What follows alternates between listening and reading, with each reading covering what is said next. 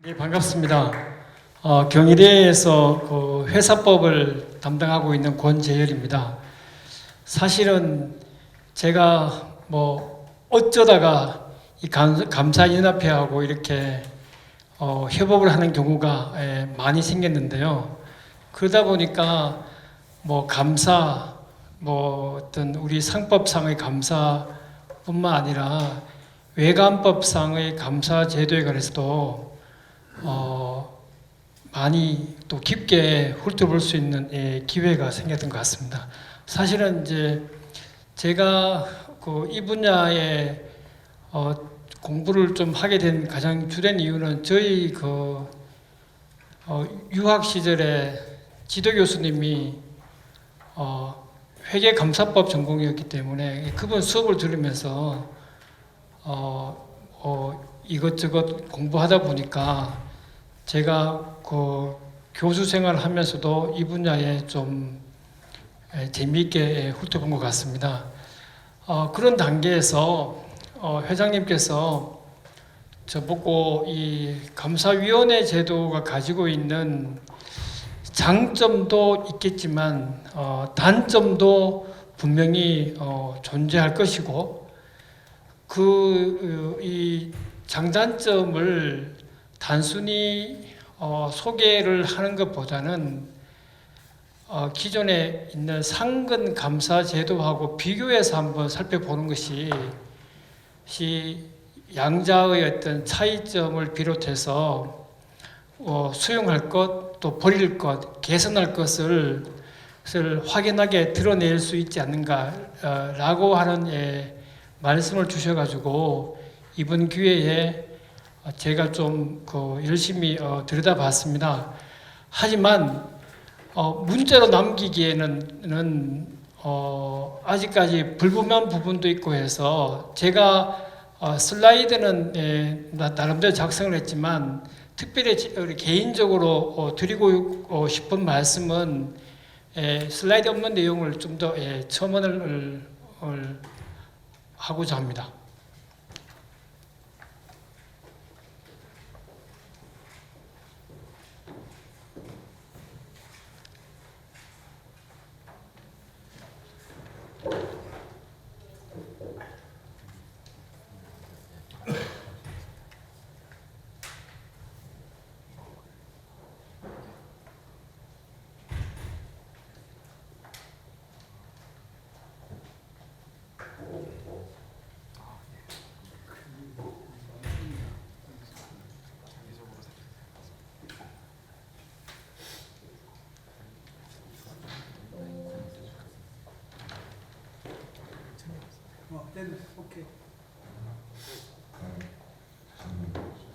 예, 제가 이런 순서로 말씀을 드리려고 하는데요.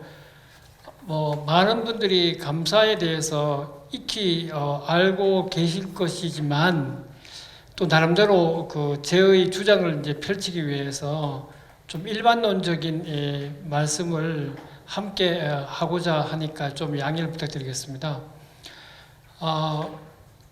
잘 아시는 것처럼 이제 주식회사에 대한 감사가 내부 감사하고 외부 감사로 나누어지게 되는데 그 내부 감사는 그러니까 상법상에 있는 감사 또는 감사위원회가 수행을 하게 되고 외부 감사법은 외부 감사에 관한 제도를 두고 있습니다.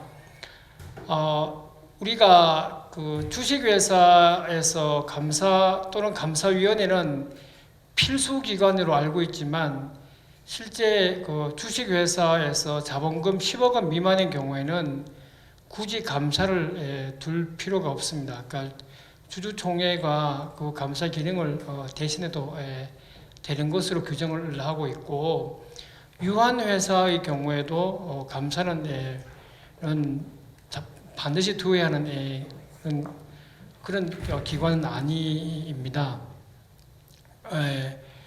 그래서 이렇게 이 주식회사에서 감사를 비롯해서 주주총회, 주주이사회 이런 다양한 기관들이 경영진에 대해서 이 감시 감독 체계를 두고 있습니다.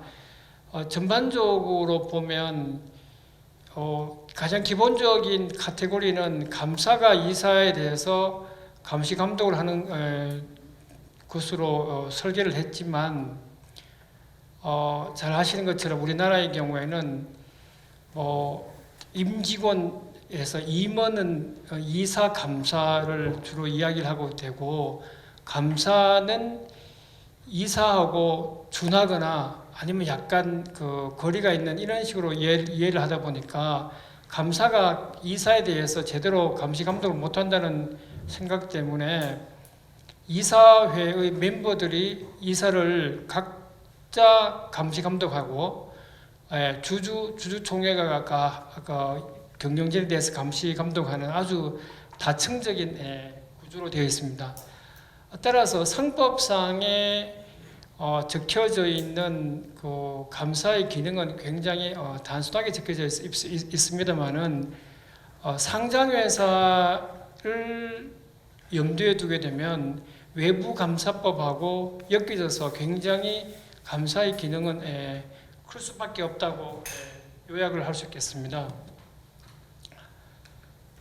그래서 이제 어쨌든 간에 오늘의 테마가 감사위원회하고 상근감사이다 보니까 감사위원회를 설치해야 되는 근거법은 상법도 있고 그 다음에 금융회사 지배구조법이 있고 그 다음에 공공기관 운영법이 있습니다. 이 세 가지 법에 의해서 감사위원회를 설치를 의무화하는 규정을 두고 있습니다. 그런데 이 감사위원회 설치가 잠시 후에 볼 상근감사보다 훨씬 더 국내에서는 선호되고 있습니다. 계속 이제 늘어나고 있는데 이 늘어나고 있는 이유는 다양하게 제시를 할 수 있겠지만 어쨌든 간에 늘어나고 있다는 것만 여기서 살피고 넘어가겠습니다. 다음에 이제 상근감사 설치법도 상법에 있고 마찬가지로 금융회사 지배구조법 그 다음에 공공기업 운영법에 있습니다. 그래서 이 상근감사의 설치 현황은 오히려 더 줄어들고 있습니다. 그 이유도 잠시 후에 좀 세심하게 들여다보도록 하겠습니다.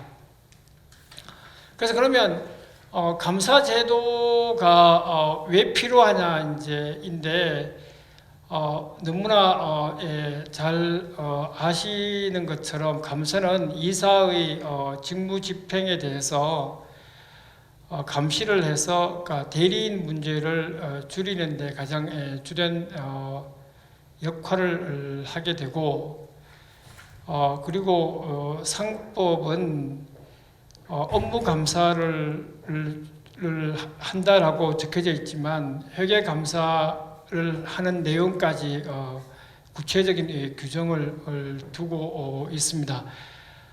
결과적으로 보게 되면 그 주식회사의 지배구조는 기본적으로 몽테스큐웨가 이야기하고 있는 삼권 분립에 근거를 하고 있는데 이 감사제도는 우리 사법부, 대법원이라든가 법원의 역할을 하는 것으로 이해를 할 수가 있겠습니다.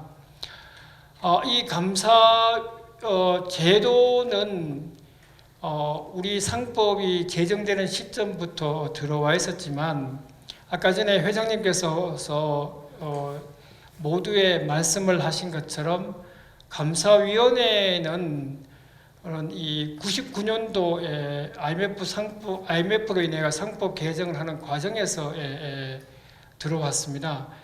근데 문제는 뭐냐게 되면 이 감사위원회가 이사회 산하기관이라고 하는 점이 여러 학자나 아니면 시민단체로부터 비난을 받고 있는 이유 중에 하나입니다. 그래서 지금 현재로서는 회사는 상근감사하고 감사위원회 중에서 하나를 선택을 할 수가 있는데 자산 총액이 2조 원 이상의 상장에서는 의무적으로 감사위원회를 두어야 합니다. 그래서 아까 전에 이제 이 도표에서 보시는 것처럼 감사위원회를 선택하는 회사의 수가 늘어나는 것 중에 간단히 생각해 보게 되면 자산총액 2조 원 이상의 회사가 늘어난다고 생각을 해도 뭐 큰 무리는 아니지 않을까 이렇게 생각을 합니다. 그래서 이제 어떻든 이 감사위원회든 감사이든 간에 이 일종의 어떤 워치닥이라고 하는 어떤 경비견으로서의 이사의 회사 운영에 대해 가지고 감시하는 그런 역할을 하게 되고, 만약에 이제 제대로 그 역할을 하지 못할 경우에는 감사가 상법에 따라서 책임을 지게 되는 그런 어떤 구조입니다. 그래서 책임을 지지 않기 위해서 감사는 열심히 자신의 어떤 본분에 충실하게 감시 의무를 해야 되지 않을까 이렇게 생각을 합니다. 자, 여기서 그러면 감사는 어떻게 선임되느냐인데, 감사위원회를 선호하게 되는 과정을 이제 말씀드리기 위해서 감사의 선임 과정을 이제 저희가 살펴보게 되는데, 일반적으로 감사, 여기서 말하는 이제 감사는 상금 감사를 대체해도 큰 무리가 없습니다만은, 감사는 주주총회 보통 결의에 의해서 하게 되어 있습니다. 다만 감사가 이 이사를 제대로 감시하기 위해서 독립성을 보장을 해야 되기 때문에, 슬라이드 14의 마지막 부분에 나와 있는 것처럼 100분의 3을 초과하는 주식에 대해서는 의결권 행사를 하지 못합니다. 그래서 상금감사를 뽑으려면 대주주 입장에서 봤을 때는 내가 가지고 있는 주식 중에서 100분의 3의 범위 내에서만 의결권을 행사할 수 있게 되기 때문에, 제가 30% 가지고 있는 경우라고 하더라도 옆에 3% 가지고 있는 주주하고 의결권 행사를 같이 할 수밖에 없다는 점이 이 상금감사 선임에서 큰 장애물로 작용을 하는 부분이 있습니다. 이건 이제 제가 대주주 입장에서 말씀을 드리는 겁니다. 이러한 그 3% 이걸 이제 법학에서 3% 룰이라고 하는데, 이것은 외국어 입법례에서는 찾아보기가 어렵습니다. 어려운 내용이고요. 그 다음에 이제 이러한 상금감사 제도를 의무화를 한 것이 이제 자산총액 1,000억 원인데, 아까 전에 정 교수님 발제에서도 나온 것처럼 왜 1,000억이고 왜 2조 원이냐 이렇게 이야기하게 되면 참 대답은 하기는 어려운 부분이 있습니다만은, 자산총액 1,000억 원 이상인 회사의 경우, 상장회사의 경우에는 상금감사를 두거나 아니면 감사위원회로 대체를 할 수가 있고, 자산총액 2조 원 이상인 경우, 이상인 대규모 상장회사의 경우에는 감사위원회를 둬야 되고, 그 중에 한 명 이상은 회계 또는 재무 전문가여야 하고, 다음에 감사위원 중 한 명은 분리 선임을 해야 됩니다. 그래서 우리나라에서 감사 선임에서 굉장히 난맥상인데요. 그러면 이제 감사위원회의 멤버를 뽑으려면 두 가지로 나누어지게 됩니다. 첫 번째의 경우에는 분리 선임되지 않는 감사위원회의 경우에는 먼저 이사를 선임합니다. 그럼 그 이사를 선임하는 경우에는 대주주의 의결권이 제한되지 않습니다. 그 선임된 이사 중에서 감사위원회의 구성원을 다시 선임을 하게 되는데, 그때서는 대주주의 의결권이 제한되거든요. 근데 이미 뽑는 과정에서 대주주가 내가 원하는 사람을 감사위원 후보로 뽑았기 때문에, 이사를 뽑았기 때문에 그 다음 단계에서 그래서 이사 중에서 감사위원을 선임을 하는 과정에서 설령 내가 가지고 있는 주식의 의결권이 제한된다라고 하더라도 큰 의미가 없게 되는 겁니다. 그러니까 그런 상황인데 이것이 문제가 있다. 왜냐하면 그러다 보면 감사위원회의 구성원이 독립성을 보장하지 못하고 문제가 있을 수 있다라고 생각해서 2020년 상법 개정에서 들어온 것이 한 명은 그러면 분리 선출하라 이런 내용입니다. 한 명은 분리 선출하라 라고 해서 이 오른쪽에 보시게 되면 분리 선출되는 감사위원회 위원은 상금 감사하고 거의 동일하게 3%에 대해서는 의결권이 허용되고 그를 초과하는 범위에 대해서는 의결권이 인정되지 않습니다.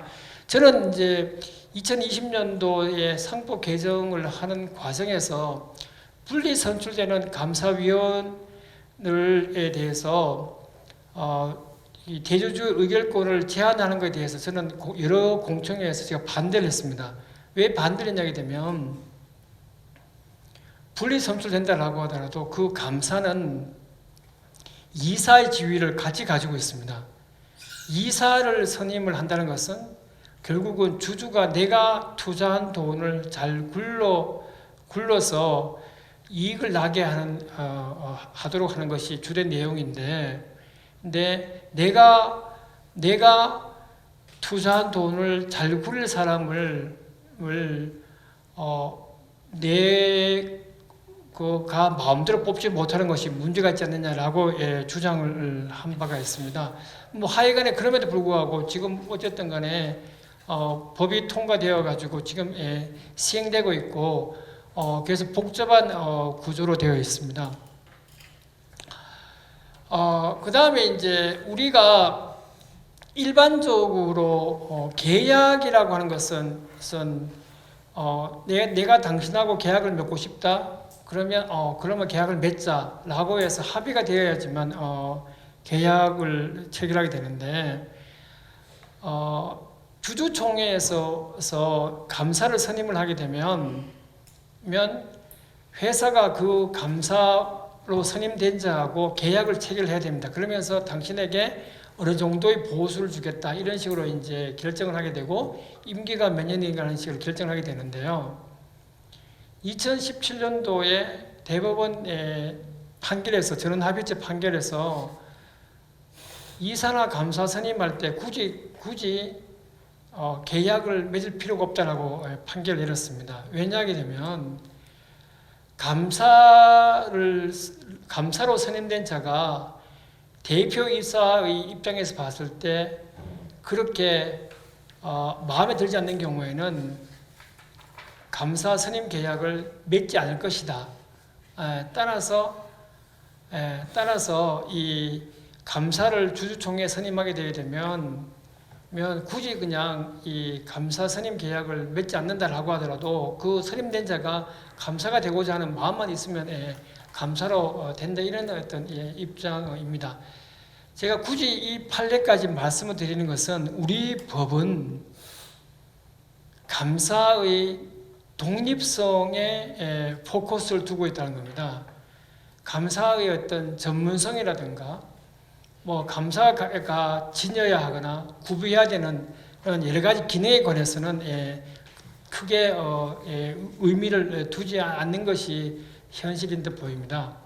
그래서 이 감사의 자격을 보게 되면 상법에서 여러 가지 자격을 이렇게 적어두고 있는데 핵심적인 것은 감사는 독립적으로 행동할 수 있는 경우여야 한다 이런 내용입니다. 그래서 감사에는 독립성 요건만 필요하지 전문성 요건은 필요하지 않게 되어 있습니다. 다만 예외적으로 감사위원회 경우에는 아까 전에 말씀드린 것처럼 약간의 어떤 예외적인 제한이 있다는 말씀입니다. 그까지 말씀을 드리고 다음에 이제 감사의 의무는 보게 되면 이 감사가 회계 관련해서 여러 가지 기능을 한다는 것을 언급하기 위해서 감사의 의무 전반을 들고 나왔습니다.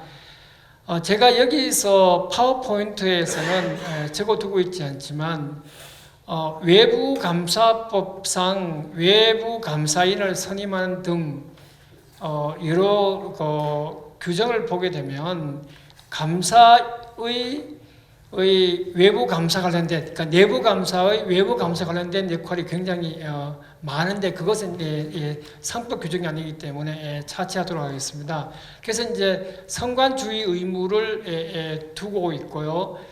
그러면서 이 두 번째를 보시게 되게 되면 감사의 그 주의 의무는 회사의 규모라든가 여러 가지 상황에 따라 가지고 굉장히 주의 의무의 어떤 성격이라든가 내용 등이 다르다는 것이고요.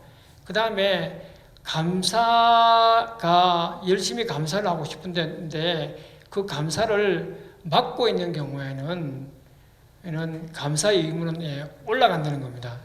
감사의 주의 의무는 오히려 올라간다 이렇게 되어 있습니다. 그 다음에 이제 주주총회에 대한 조사 보고 의무가 있습니다. 이런 조사 보고를 함에서도 여러 가지 어떤 그 회사 내의 모든 서류를 조사해서 보고해야 될 의무이기 되기 때문에 당연히 회계적인 지식을 가지고 있어야 된다는 점은 충분히 이해를 하실 수 있다라고 보여집니다. 그 다음에 이제 이사회에 대한 보고 의무입니다. 이사회에 대한 보고 의무도 특정한 이사가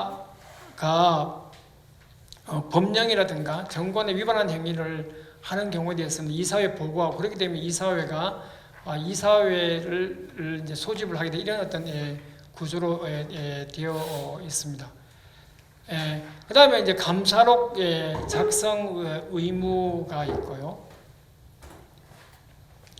그 다음에 이제 감사보고서 작성 의무입니다. 이러한 감사보고서를 작성을 하려면 재무제표와 뭐 그 부속명세서 이런 것들을 대해서 감사보고서를 작성해서 이사에게 제출을 해야 되는 이런 규정입니다. 그 다음에 이제 뭐 비밀 의무가 있다 이런 내용인데 제가 상법성에 나와 있는 감사의 업무 권한에 대해 가지고 제가 말씀을 드렸습니다만은 이것은 그대로 감사위원회의 구성원인 감사위원에게도 그대로 적용이 됩니다. 그 다음에 이제 그래서 구체적으로 이제 들어가다 보게 되면 감사는 업무 및 회계 감사권을 가지고 있는데 국내의 이제 학설 중에서 이 적법성에 대한 감사는 가능한데 더 나아가서 이 좀 더 타당성까지 감사할 수 있는 이런 내용입니다. 이러한 그 주장이 나올 수밖에 없는 그 근거는 뭐냐게 되면 우리 상법상에서 감사의 자격에 관해 가지고 특별히 적어두고 있지 않다 보니까 어디까지 감사로서의 권한을 가지고 있느냐에 관해 가지고 논란이 있게 되는 것인데요. 그래서 학설이 한 세 가지 정도로 나누어져 있는데 지금 이제 대개의 그 입장은 타당성 감사까지 할 수 있는 것으로 이렇게 보고 있습니다. 하지만 감사가 적극적으로 회사의 업무에 대해 가지고 파헤쳐 볼 수 있는 능력, 권한이 있느냐라고 하게 되게 되면 권한이 크게 되게 되면 많으면 그만큼 책임도 늘어나게 되기 때문에 증가하게 되기 때문에 대개 타당성 감사를 할 수 있다라고 보고 있지만 늘 할 수 있는 것이 아니라 뭔가 부당한 징조가 보이는 경우에 타당성 감사를 할 수 있다는 쪽으로 입장이 수렴되는 것으로 이렇게 이해됩니다. 그 다음에 이제 영업 보고 요구권하고 재산 상태 조성권인데 이런 것도 보게 되면 당연히 그러니까 회계적인 지식이 필요할 수밖에 없지 않느냐 이제 이런 입장입니다. 이제 그 다음에 나오는 것이 이제 자회사에 대한 조사권이 있고요. 이런 조사권에도 보면 당연히 그러니까 회계적인 지식이 필요하다라고 보여집니다. 그 다음에 이제 이사회 출석해서 의견을 진술할 수 있는 권리도 있습니다. 다음에 이사회 소집 청구권이 있습니다. 당연히 그러니까 이사의 행동이 법령이라든가 정관에 위반될 수 있는 여지가 있을 것 같으면 이사회 소집 청구를 할 수 있게 되는 것이고, 그건 아마도 이런 어떤 다양한 회계 서류를 살펴보는 과정에서도 가능하지 않을까 생각을 하고 있습니다. 그 다음에 이사의 위법한 행위에 대해서는 하지 말라라고 하는 어떤 유지 청구권, 여기서 유지라고 하는 것은 그만두라는 의미가 들어 있습니다. 다음에 이제 주주총회 소집 청구권입니다. 이런 내용이거든요. 그 다음에 이제 회사를 대표할 수 있는 권리도 있습니다. 그러니까 소송을 그러니까 주주가 이사를 대해서 소송하는 경우에는 회사를 대표를 할 수가 있습니다. 자, 이제 우리가 이제 제가 여러분한테 이 상법상 정해지고 있는 감사의 역할을 보게 되면 회계 관련된 것이 굉장히 많다라고 이제 말씀을 드렸습니다. 이제 그렇게 이제 생각을 해보게 되면 당연히 그러니까 감사는 회계적인 지식, 회계 감사에 관련된 여러 가지 어떤 백그라운드를 가지고 있는 것이 좋지 않을까 이렇게 이제 생각을 하시는 분도 있지만 그렇지 않는 분도 많습니다. 왜 그러냐게 되면 비상장 회사를 생각하지 않는다면 상장 회사의 경우에는 또는 일정한 규모 이상의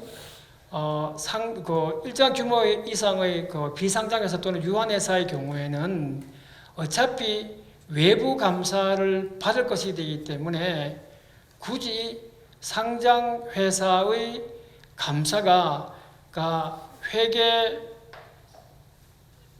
관련된 또는 뭐 회계 감사에 관련된 여러 가지 전문적인 지식이 있을 필요가 없다 이렇게 이야기를 하시는 분도 있습니다. 이 두 가지 견해가 팽팽하게 이 상법 밖에서는 제시되어 있는 그런 어떤 형편입니다. 근데 그래서 상장 회사를 떼낼 경우 또는 외감 대상 회사의 영역을 떼낼 경우에 비상장 회사의 경우는 어떻게 되느냐 라고 생각을 해보게 되면 오히려 비상장 회사의 경우에 감사의 어떤 회계 관련 전문 지식이 요구되는 점이 좀 더 필요하다라고 하는 어떤 역설적인 추정도 가능하지 않을까 이렇게 생각이 듭니다. 자, 그 다음에 이제 그 다음에 나오는 것이 이제 감사위원회인데요. 감사위원회는 종전에 말씀드린 것처럼 상법의 경우에는 자산총액 2조 원 이상의 경우에는 감사위원 중 한 명 이상은 회계 또는 재무 전문가이어야 하고 이렇게 되어 있습니다. 만약에 사회이사가 아닌 감사위원의 경우에는 자격 제한이 있습니다. 그 다음에 이제 이 감사위원회는 이 3인 이상의 이사로 구성되어야 되고, 다음에 사회이사가 감사위원회 3분의 2 이상이 이렇게 되어야 됩니다. 여러분 이제 국내의 이사회하고 미국의 이사회 제도에서 가장 큰 차이점은 뭐냐면 미국의 이사회는 여러분들이 익히 알고 있는 대부분의 기업의 경우에는 이사회 구성원 이사의 수가 수십 명이 되는 경우가 상당히 많습니다. 근데 우리의 경우에는 이사회의 구성원의 수가 굉장히 작습니다. 심지어는 그러니까 상임이사 1명 에다가 나머지가 사회이사로 구성되는 경우가 또 있고요. 또는 뭐 대표이사 1명, 다음에 대표이사가 아닌 그러니까 상임이사 1명, 나머지가 사회이사로 해서 이런 경우에서 뭐 4, 5명 이렇게 되는 경우도 상당히 많은데요. 왜 그러냐게 되면 우리 상법에서 사회이사가 감사위원회의 3분의 2가 되어야 하다라고 하는 것 때문에 그러면 모수를 줄이는 겁니다. 이 사회이사의 수를 줄이기 위해 가지고 모수를 줄이는 겁니다. 그래서 만약에 이사회 구성원이 5명이라고 하고 한 다음에 그 중에서 이제 감사위원이 3명이다라고 하게 되게 되면 그 중에 사회이사 2명 뽑으면 되는 거거든요. 근데 만약에 이사회 구성원이 20명이고 그 다음에 감사위원회 구성원이 10명이다라고 하게 되게 되면 3분의 1을 뽑으면 사회이사 수가 너무 늘어나는 겁니다. 이것이 회사 입장에 봐서는 엄청난 리스크거든요. 그러다 보니까 한국의 그 대기업 이사회의 구성원의 수는 굉장히 외국에 비해서 작다는 것이 특징입니다. 이제 그런 상황인데 게다가 금융회사 지배구조법의 경우에는 더 나아가지고 사회이사 중에서 이제 상법 플러스 해서 나머지 이제 사회에서는 금융, 경제, 경영, 법률 회계 등에 관해 가지고 전문 지식이 있는 사람이 이렇게 적어 두고 있습니다. 그래서 이러한 금융회사 지배구조법의 규정에 대해서 굉장히 좋다라고 하는 어떤 시너지 효과가 있다라고 하는 그런 평가도 있었습니다. 그 다음에 이제 그러면 종전에 제가 말씀을 드렸던 것처럼 대규모 상장회사의 경우에 굳이 그러니까 외감법에 의해서 외부 감사를 받게 되기 때문에 회계 전문가를 둬야 되느냐라고 해서 거기에 대해서도 반대의 입장을 제시하는 분도 있습니다. 그리고 그 정도이고요. 그 다음에 이제 자산 총액 1천억 이상의 경우에는 아까 전에 말씀드린 것처럼 선택을 할 수가 있습니다. 자, 감사위원회는 이제는 회의체 기관입니다. 여러분 이제 회의체 기관하고 상근 감사하는 이 단독으로 두는 경우가 가장 큰 차이점은 회의체 기관의 경우에는 법률상 책임이 적습니다. 권한은 많은데 책임이 적거든요.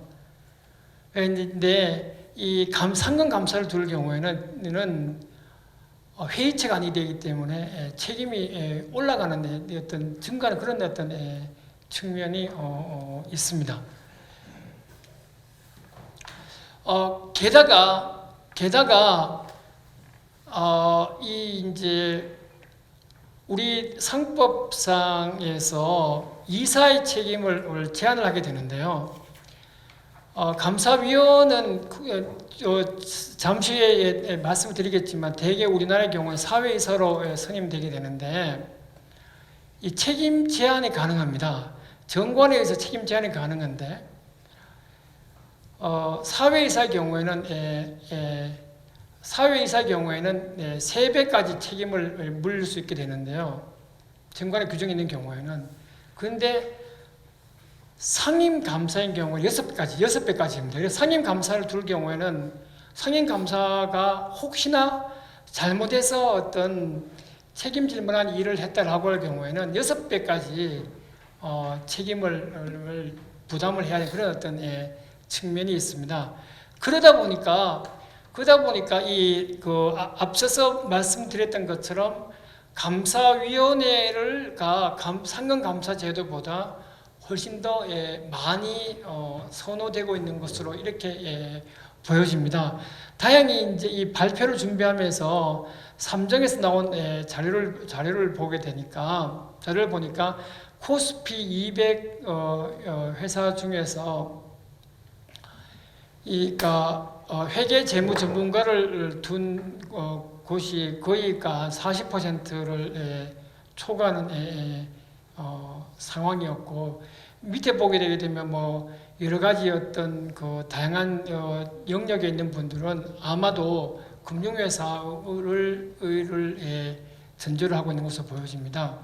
그래서 이 중에서 이 회계 재무 전문가 중에서도 보게 되면 회계사가 23% 정도 되고,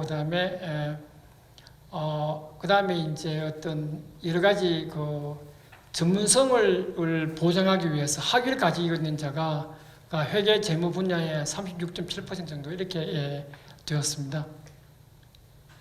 그다음에 이제 사회이사가 100% 있는 기업이 거의 그냥 97% 정도 되고요.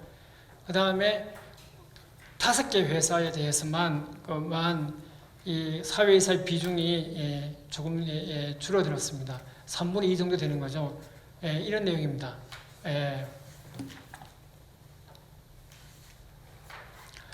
그러면 이제 여기서 가지고 있는 문제점은 뭐냐 하게 되면, 이제 회사가 자산 총액이 1천억하고 그다음 2조 원 이렇게 이제 따라서 상금 감사를 원칙적으로 두거나 아니면 감사위원회를 두게 돼야 되는데, 자산 총액이 1천억인 있는 회사가 이제 열심히 회사 경영을 해서 규모를 키워가 2조 원이 되게 되면 2조 원을 두게 되게 되면 기업 지배 구조를 변경을 해야 됩니다. 갑자기 그 상금 감사 제도에서 감사위원회 제도로 바꿔야 되게 되고, 그러려면 뭐냐? 그러려면 정관을 개정을 해서 감사위원회를 두는 그런 어떤 절차를 밟아야 됩니다. 여러분, 정관 개정은 상당히 복잡합니다. 주주총회 특별 결의가 되기 때문에 주주총회 특별 결의는 대개 이 회계 그 결산을 하게 되는 정기 주주총회에서 주로 하게 되거든요. 저런 어떤 복잡한 절차가 필요하게 되고요. 그리고 가장 많은 그 비난을 받고 있는 것이 감사위원회의 감사위원은 이사의 지위를 같이 가지고 있기 때문에 일종의 어떤 자기 감사가 되지 않느냐, 이런 내용입니다. 그리고 이제 미국의 그 뉴욕 증권거래소의 상장 규정에 보게 되면 감사위원회 구성원은 전후에 대해서 전문성을 요구하고 있고, 이에 비해서 우리 상법은 전문성 보다는 독립성을 더 강조하고 있고, 그 중에 한 명 이상에 대해서만 회계 또는 재무 전문성을 요구하는데, 그것도 자산 총액 2조 원 이상의 경우에 요구되고 있는 것으로 이렇게 보고 있습니다. 이제 제가 고난이 많으면 책임이 높다라고 하는 것이 일반적인 내용인데요. 결과적으로 뒤집어 보게 되게 되면 책임이 적으면 고난이 적은 겁니다. 그래서 이 사회이사로 감사위원회를 구성을 하다 보게 되면 비상근일 수밖에 없는 것이고, 그러다가 보게 되면 아무래도 또 이 내부 통제를 비롯한 상시 감시 체계를 구동하기가 어려운 그런 측면이 있습니다. 그다음에 이제 상금 감사 제도인데, 상금 감사 제도는 그러니까 특별하게 어떤 요건을 요구를 하고 있지 않습니다.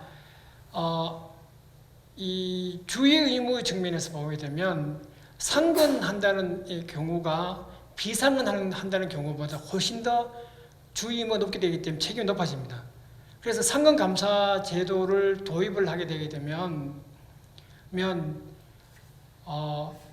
의무가 올라가게 되기 때문에 책임도 올라가고, 따라서 굉장히 부담스러운 부분이 있거든요. 그런 점을 아마도 염두에 두고 상근 감사가 덜 선호되는 이유가 되지 않을까, 이렇게 생각을 합니다. 그래서 이 보면 상금 감사의 보게 되게 되면 이제 특별하게 어떤 전문성을 요구를 하고 있지 않음에도 불구하고 회계 재무 전문가를 두는 회사들이 상당수 있고, 그다음에 이제 그 중에서도 이제 회계사가 주는 회사가 과반수를 넘었던 것으로 보여집니다. 그러면 이제 여기서 한번 정리를 해보도록 하겠습니다. 정리를 해보게 되면, 그러니까 감사위원회하고 상근감사 중에서 기업은 감사위원회 제도를 상근감사 제도보다 훨씬 더 선호한다. 이런 내용입니다. 그러니까 회의체 제도이기 때문에 독립성이 더 우월할 것이다. 그리고 감사위원회 구성원이 감사위원회의 어떤 책임도 줄게 되기 때문에 훨씬 더 그러니까 독립적으로 의사결정을 할 수가 있을 것이다. 이런 어떤 입장이 있고요. 그리고 선임 방법의 경우에도 먼저 이사를 선임하게 되기 때문에 이사로 선임되고 그 중에서 이제 감사위원회 구성원을 선임하다 보니까 소위 말해서 대주주가 원하는 자를 감사위원으로 넣을 수 있는 길이 생겨나게 되지만 상근감사의 경우에는 대주주 의결권이 제한된다는 점에서 선임 방법적인 측면에서도 또 이 감사위원회를 선호하는 것으로 보여집니다. 그리고 방금 말씀을 드린 것처럼 선관주의 의무에서도 수준 차이가 난다는 점이 특징이라고 보여집니다.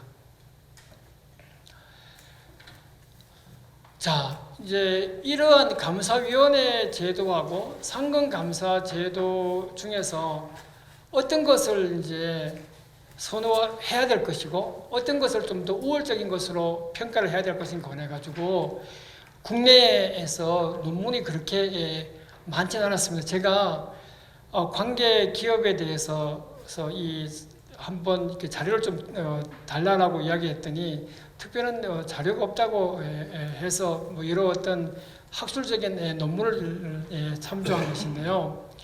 그래서 어떻든 간에 감사위원회가 감사에 비해서 효율적이냐에 대해서는 자신을 하지 못했습니다. 그 실제 보게 되게 되면 감사위원회를 설치를 해야 되는 회사에서 횡령 배임죄 발생 사실이 훨씬 더 많다. 이런 통계도 있고 이 관해서 그 연구도 있는 것으로 알고 있는데 생각해 보면 한편으로는 이해가 됩니다. 그러니까 상시 감시 제도가 없다 보니까 횡령 배임죄 발생 사실이 훨씬 더 많을 수도 있는데요.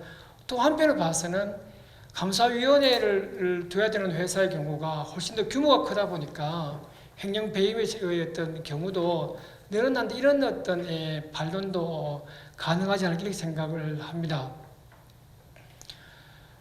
그 다음에 이제 또 어떤 교수 입장에서 봤을 때는 이렇게 기업의 어떤 과정이 굉장히 복잡해지게 되는데 이런 상황에서 비상근 제도로 운영되고 있는 것은 문제가 있다라고 하는 부분도 있습니다. 저도 그 점에 대해서는 굉장히 공감을 표하고 있습니다.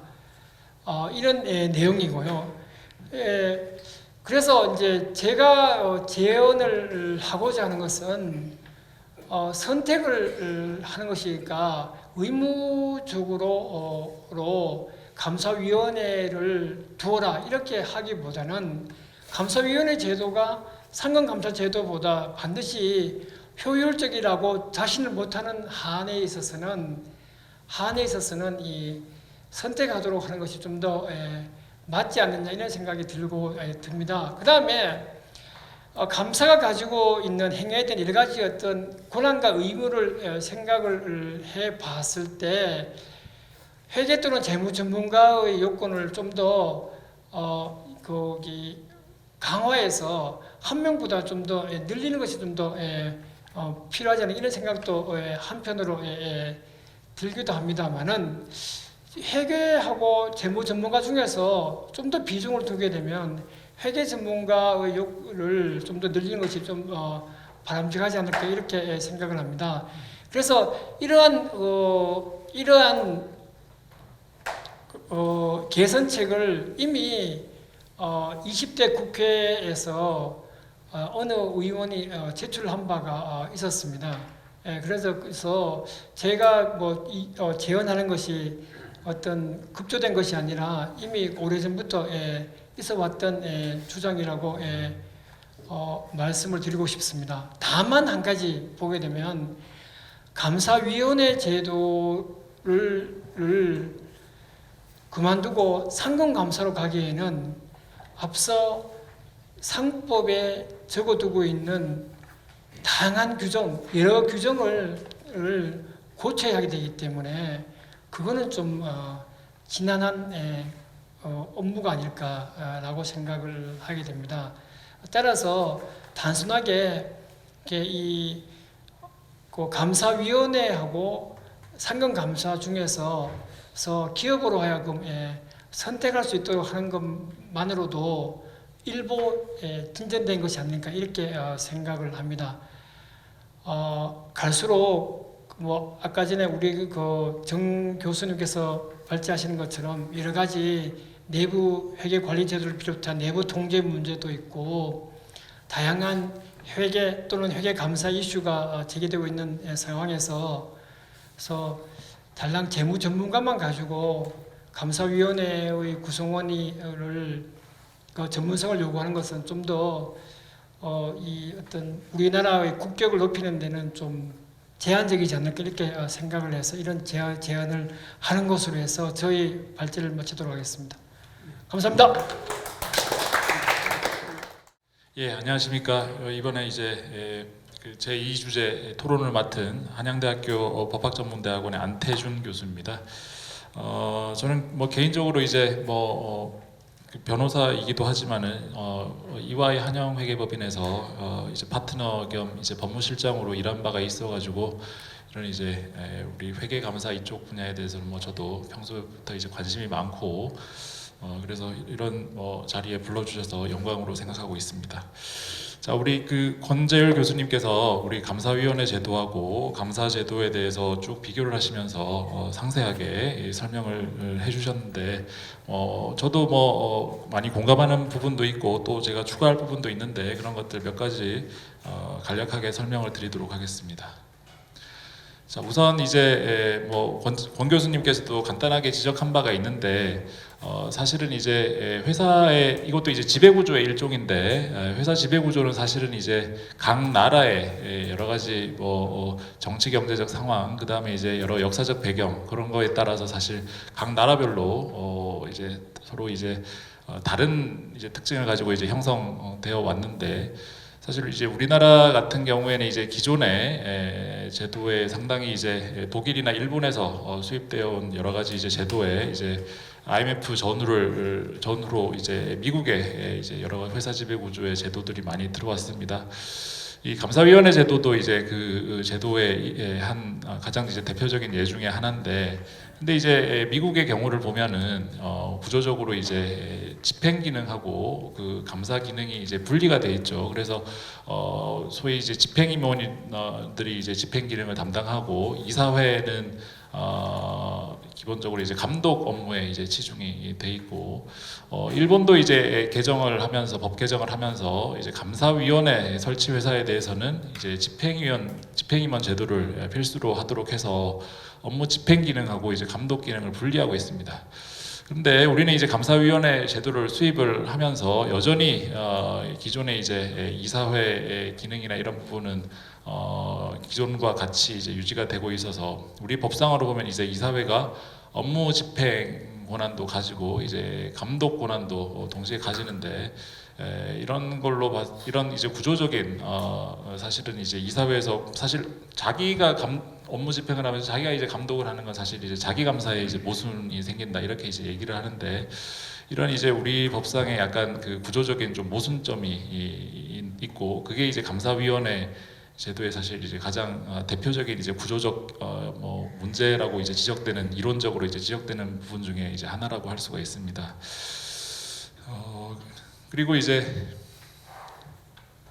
우리 감사위원회 제도는 이제 법을 보면은 이제 우리 상법 회사법 부분에서 보면은 이제 상장회사 특례 규정이나 이런 데서 이제 우리 감사위원회 제도에 대해서 상세한 이제 규정을 두고 있는데 너무 여러 가지 이제 뭐 국회에서의 논의 과정이나 이런 데서 여러 이제 이해관계자들의 의견을 이제 반영을 하다 보니까 조문들이 상당히 복잡하게 돼 있습니다. 그래서 사실 그 조문을 읽는 것조차도 사실은 상당히 이제 어려운 부분들이 많이 있는데 특히 이제 뭐 선임 과정이나 이런 부분에서 뭐 정족 그 의결권을 어떻게 제한하고 하는 게 상당히 복잡하게 되어 있죠.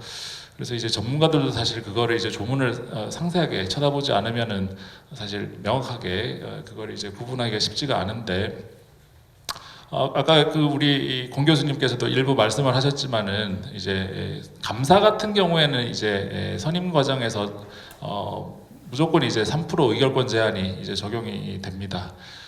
그런데 이제 감사위원회 같은 경우에는 이제 아까 공 교수님께서도 설명을 하셨지만은 여러 이제 법을 개정하는 과정에서 이제 한 명 같은 경우에는 의무적으로 이제 분리 선출을 하도록 하지만은 나머지 이 감사위원회 위원 같은 경우에는 일단 이사로 먼저 선임이 되어야지 그 다음에 이제 감사위원으로 선임이 될 수 있기 때문에 이사로 선임되는 과정에서 이런 의결권 제한이나 이런 게 없기 때문에 기본적으로 그 우리 그 감사보다 과연 이 감사위원회 위원이 선임 과정이나 이런 걸 봤을 때 과연 더 독립적이냐 하는 부분에서는 약간 또 퀘스천 마크가 있을 수가 있다. 또 그런 말씀을 드리고 싶고요.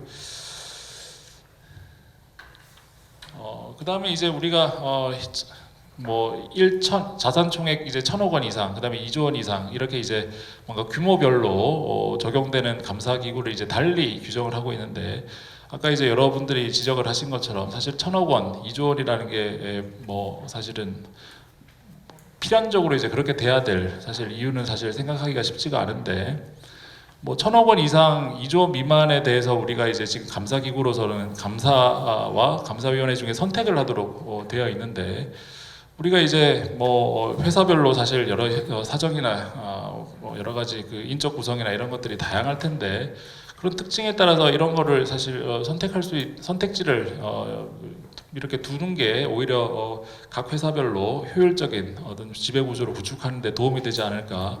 그래서 2조 원 이상의 경우에도 아까 권 교수님도 지적하셨지만은 이걸 왜 감사위원회만을 이렇게 일률적으로 강제를 해야 되는지에 대해서는 좀 다시 한번 좀 검토를 해야 되지 않을까 하는 생각이 듭니다.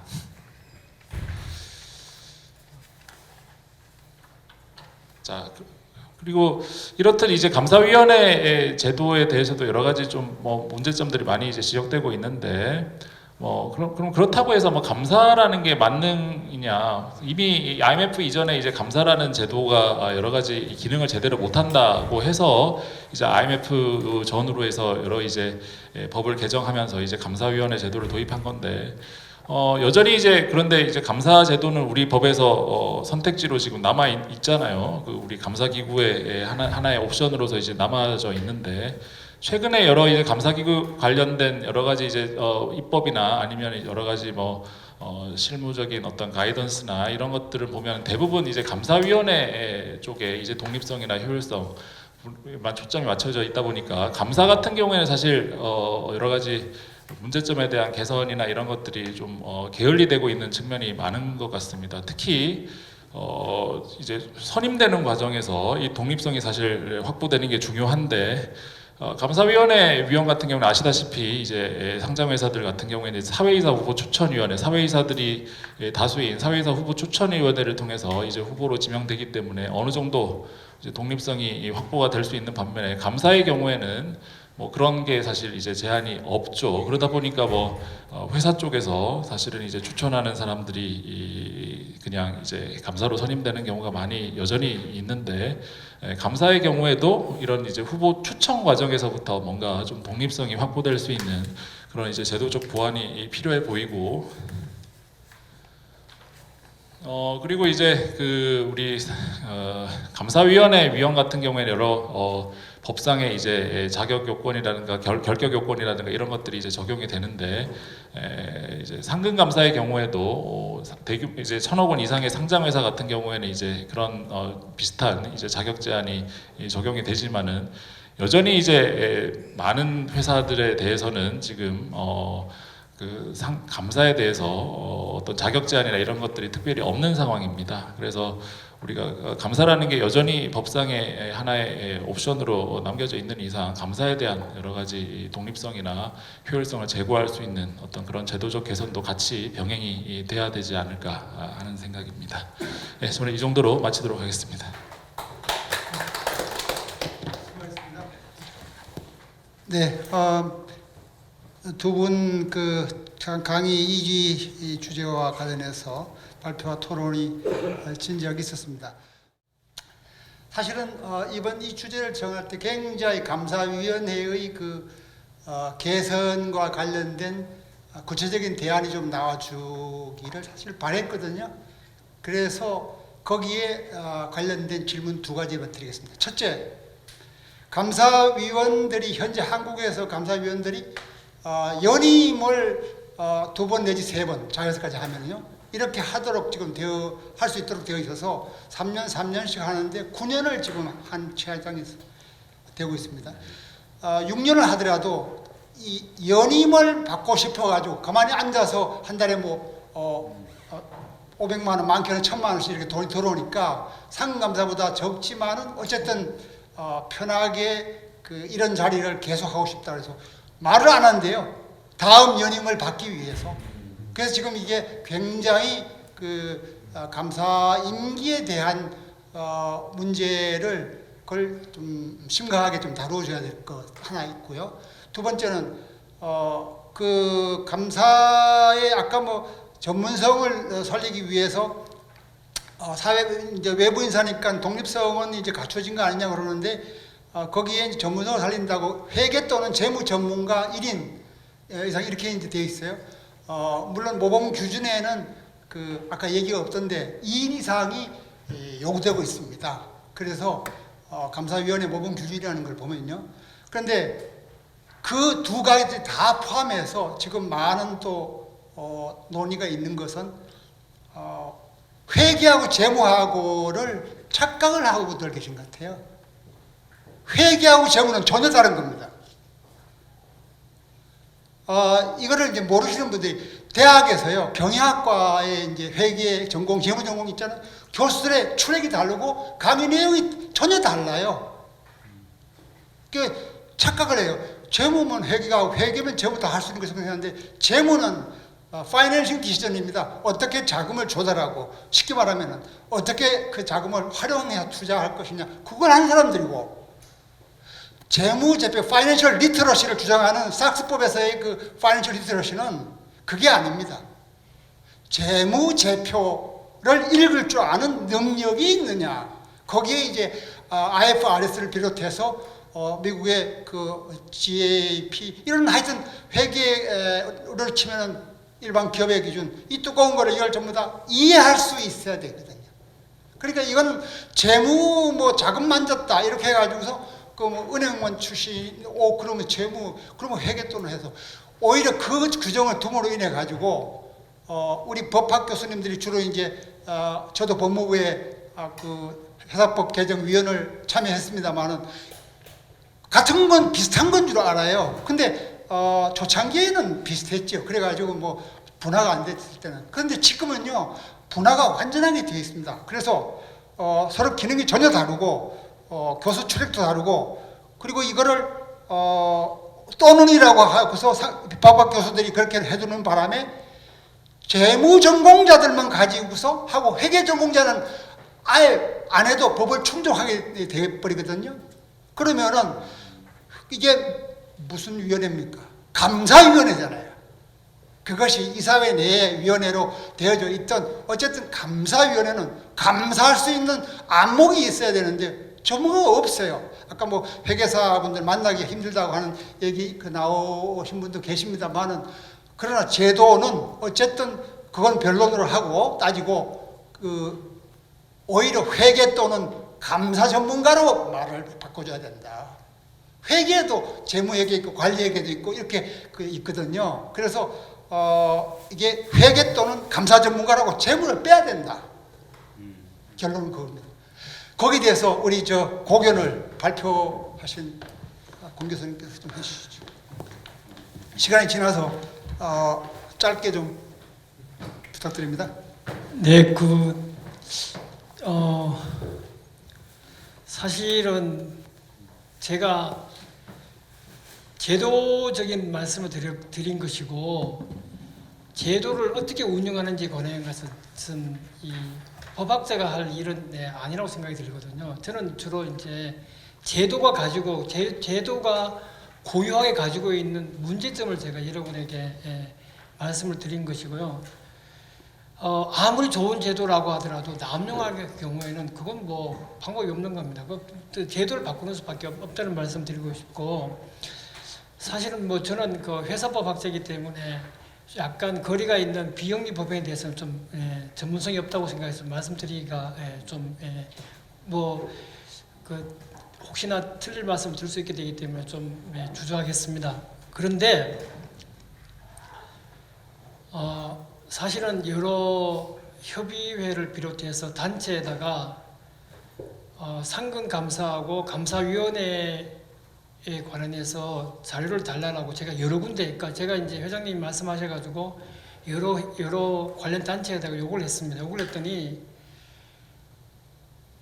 모든 단체가 상근감사보다는 감사위원회가 선호된다는 겁니다. 거기에 대해서는 더 이상 이야기할 필요가 없다는 식으로 이야기하게 되기 때문에 현재의 실태가 그렇게 되기 때문에 제가 여기 와가지고 다른 그 상근감사로가 오히려 더 낫다라고 말씀드리는 것은 현실성 없는 주장을 하는 것이 아니라 이런 생각이 들었다는 점을 말씀드리고 싶고요. 그 다음에 이제